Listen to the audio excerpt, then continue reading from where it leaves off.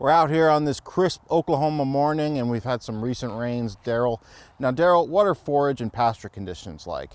You know, they deteriorated a lot in September. The drought monitor shows that Oklahoma went from, very little drought. In fact, we had almost no drought at all in July.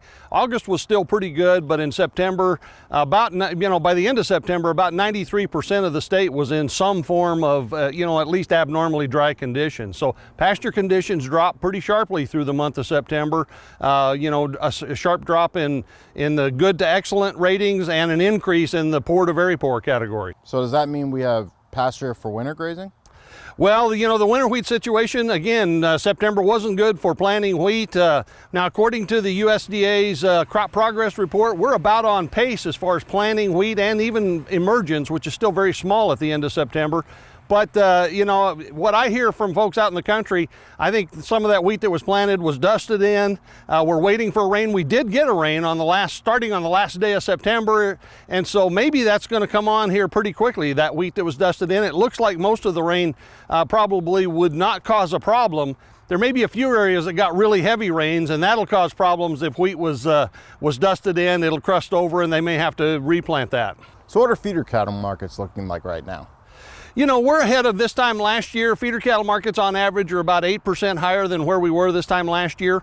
We did see them drop a little bit as we moved right at the end of September, and it's the time of year for that to happen. I think most of that is probably seasonal pressure.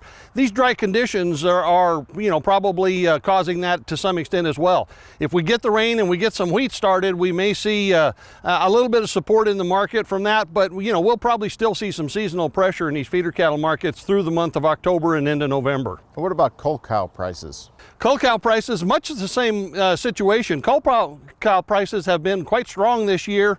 We're running 8 to 9% above where we were this time last year. They're also beginning to fall, and of course the cull cow prices typically fall to a pretty pronounced seasonal low in November. So as we move through the month of October, I would expect to see more pressure on those cull cow prices. So the cost of feed is really high at the moment. What are producers going to have to keep in mind moving forward into the fall? These input costs are rising. Obviously, feed costs are higher. Other input costs are higher, fertilizer and so on. So producers, will have that challenge. We are seeing better cattle prices, but in terms of the overall impact on, returns or profitability, producers really have to watch that cost side and manage those costs pretty carefully as we go into the winter. All right, thank you very much, Derrell. Derrell Peel, Livestock Marketing Specialist here at Oklahoma State University.